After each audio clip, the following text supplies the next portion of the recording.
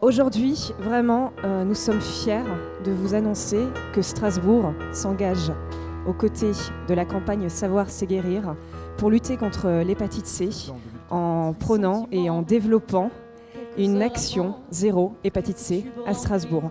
Tout le monde est concerné par l'hépatite C parce que c'est une infection qui est dans le sang, un virus qui est dans le sang et qui va attaquer le foie. Le foie ne fait pas mal, c'est un organe qui ne fait pas mal et donc il n'y a pas de symptômes. Donc on ne peut pas savoir juste si on a ou pas cette maladie. La seule façon de savoir, c'est de se dépister. Et il peut y avoir des facteurs de risque. Il y a des personnes qui ne se souviennent pas de ces facteurs, avoir pris ces risques-là, notamment les gens qui ont eu des opérations médicales, qui ont été transfusés quand ils étaient jeunes. Mais il y a aussi les gens qui sont tatoués et percés dans des conditions d'hygiène qui ne sont pas adéquates et qui vont permettre d'avoir ce virus malheureusement. Donc il y a un certain nombre d'autres facteurs de risque, mais il faut encore se souvenir qu'on a pris un risque. Et si on demande juste à la personne est-ce que vous avez pris un risque et qu'elle vous répond non, on n'avancera pas. Donc il faut que ce soit un dépistage systématique et que c'est pour ça que tout le monde est concerné et que toute la population doit se faire dépister.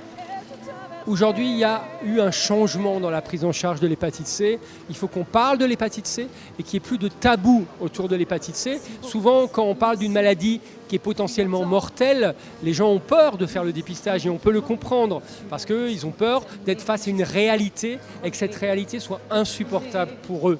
Mais là, aujourd'hui, on peut leur dire que malheureusement, si le test est positif, il y a des traitements simples, courts, efficaces qui leur permettent de se projeter vers une guérison. Donc ça doit engager tous à faire au moins une fois dans sa vie un dépistage pour l'hépatite C. La ville de Strasbourg est la première ville vraiment qui s'engage officiellement. On espère qu'elle va donner le pas à d'autres villes, peut-être toutes les villes de France. Ce serait magnifique pour qu'on arrive vraiment à zéro hépatite C en France dans un premier temps et ensuite dans le monde entier parce qu'on peut y arriver. Les médicaments de demain, ça va être encore plus simple. Ça sera toujours un comprimé par jour, c'est clair. Beaucoup de malades vont être traités pendant 8 semaines seulement, avec des taux de guérison qui vont être pratiquement de 100%. Et surtout, les derniers médicaments vont agir sur l'ensemble des génotypes. Il y a différentes variétés de virus de l'hépatite C. Et auparavant, on devait adapter nos traitements en fonction du génotype. Maintenant, un seul médicament va permettre de traiter l'ensemble des génotypes. Alors les manières qu'a Culture Angel de s'impliquer lors de cette soirée ou de cette journée, c'est déjà d'apporter une logique d'organisation et savoir comment fédérer les publics pour que le message soit porté par l'ensemble et qu'on soit une caisse de résonance. Notre implication dans la campagne, c'est de l'avoir imaginé, cofondé avec nos partenaires et de mettre en lien en fait la logique artistique et culturelle comme levier de fédération, comme levier de rencontre entre le grand public, des artistes qui ont les messages et les manières d'apporter du plaisir et d'apporter des émotions aux gens, et que ce point de rencontre soit un levier d'engagement et d'action.